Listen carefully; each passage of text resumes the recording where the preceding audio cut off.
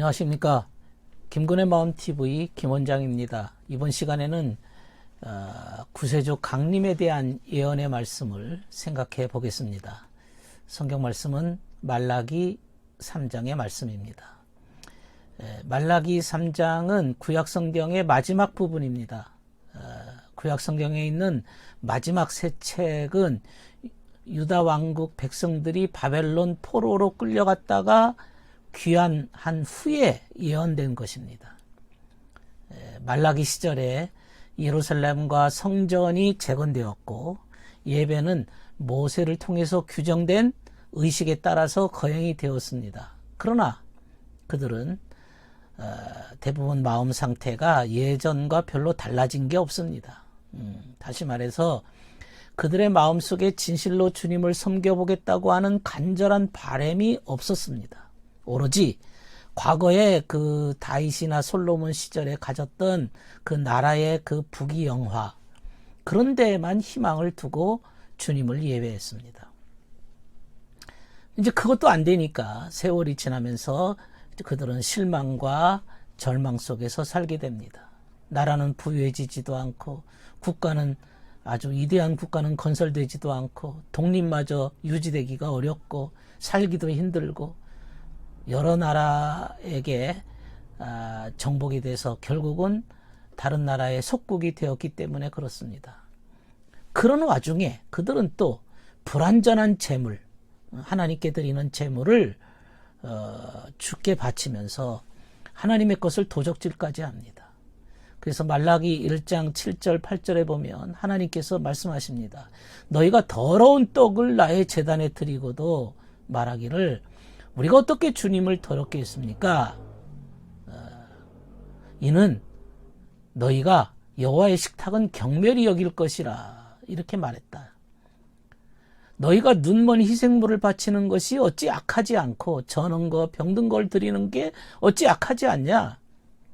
너희 총독에게 그걸 드려봐라. 그가 너를 기뻐하겠느냐? 받아주겠느냐? 이런 말씀을 하나님께서 하셨습니다. 그리고 3장 8절에 보면 사람이 어찌 하나님의 것을 도둑질하겠느냐? 너희는 나의 것을 도둑질하고도 말하기를 우리가 어떻게 주의 것을 도둑질하였나이까 하는도다. 11조와 봉헌물이라 이런 얘기예요. 그러니까 이스라엘 백성들이 이제 하나님을 섬겨봤자 쓸데없다. 암만 해도 뭐 하나님이 하시지 않는다. 우리를 축복해 주시지 않는다. 이게 무슨 소용이 있냐 투덜거렸습니다. 그리고 타국의 여인들과 결혼도 했습니다. 그러나 주님께서는 너희가 진정 번영되기를 원한다면 먼저 악을 멀리해라. 이런 말씀이에요. 유대인의 나라는 이제 말라기 이후에 주님이 오시는 때까지 400여 년 지속됩니다. 대부분의 세월을 남의 지배하에 놓여지게 됩니다. 그럼에도 불구하고 어떤 예언자도 그들에게 보내지지 않습니다. 말라기 시절에는 그래도 악한 백성들 속에 선한 자들이 있었어요. 선한 백성들이 그들 가운데 끼어 있었어요. 그들에게 희망과 격려를 주는 거예요. 이 말라기서의 주요 말씀입니다. 선한 이들에게 힘을 부여해주고 용기를 주고자 함입니다. 주님께서 주님께서 오신다는 예언은 선한 이들이 계속해서 끊임없이 주님을 섬기도록 의지하도록 그렇게 용기를 주는 것이죠. 그들 중에 한 명이 주님 오셨을 때 누가복음 2장 25절에 기록된 시므온입니다. 시므온. 그 시므온에 대해서 기록되기를 의롭고 경건하게 살면서 이스라엘의 구원을 기다리고 있었던 사람이라 이런 말씀이 나와요. 그 중에서도 선한 자들이 있었던 거죠. 의로운 자들이 있었던 것입니다.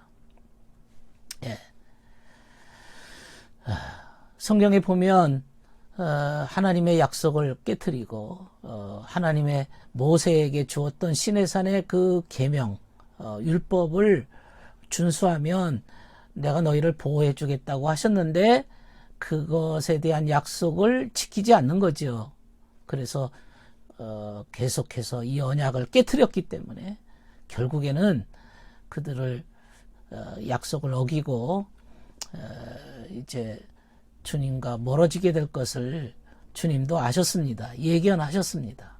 그래서 구약성경 전체를 망라해서 보면 주님께서 직접 이 세상에 오셔서 이제 남아있는 이 선한 백성들과 새 언약을 주시겠다고 약속하고 계심을 우리가 발견할 수가 있습니다. 예.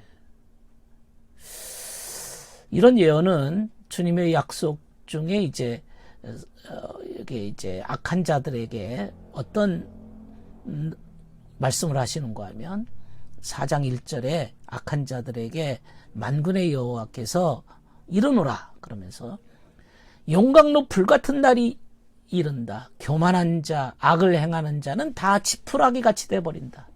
하나도 남지 않는다. 이것이 이제 악한 자들에 대한 경고의 말씀이고요. 4장 2절에도 보면 내 이름을 경외하는 너희에게는, 그러니까 선한 자들이죠, 공의로운 해가 떠올라서 치료하는 광선을 비추리니 너희가 나가서 외양권에 나온 송아지같이 뛰리라. 이게 선한 자들에 대한 약속입니다. 악한 자들은 다 용광로 불처럼 살라지지만 그러나 의로운 자들, 선한 자들에게는, 내 이름을 경외하는 너희에게는 공의로운 해가 떠오른다.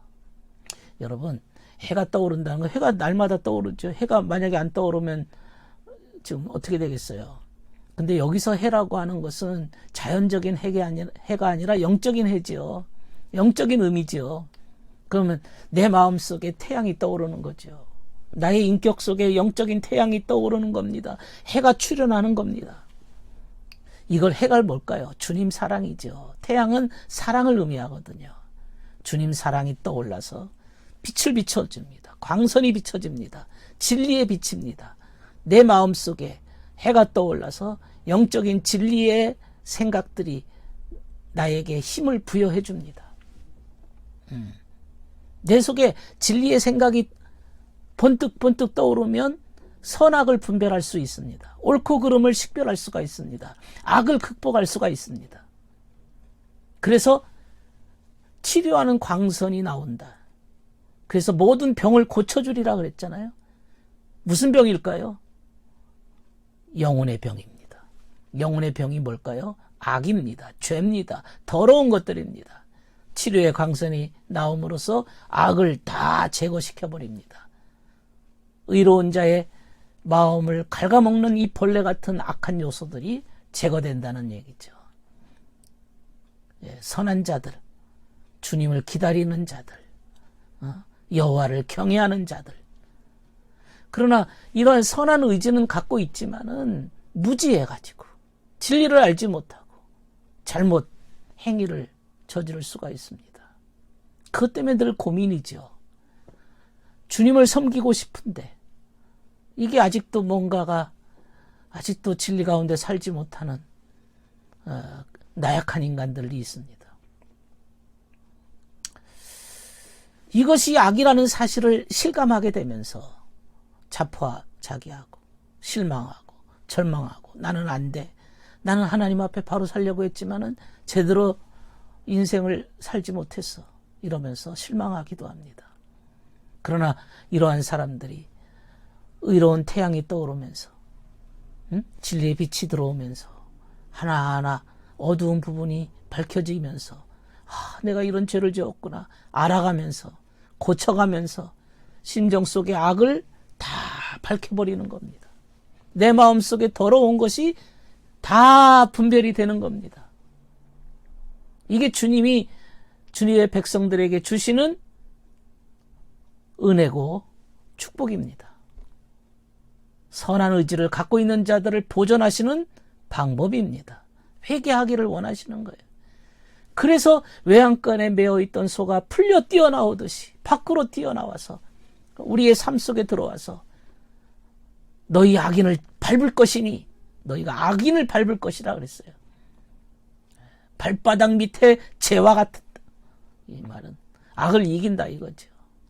그리고 4장 4절에 보면 호렙에서 온 이스라엘을 위하여 모세에게 명령한 율례와 법도를 기억하라 이 말이죠. 새롭게 만드신, 재구성하신다, 재창조하신다 이런 얘기죠. 예. 오늘 이 말씀을 보면서 우리가 정말 어떻게 살아야 하는지에 대해서 말씀하고 있습니다. 주님의 치료하는 광선이 여러분 안에 넘치기를 바랍니다. 들어주셔서 감사합니다.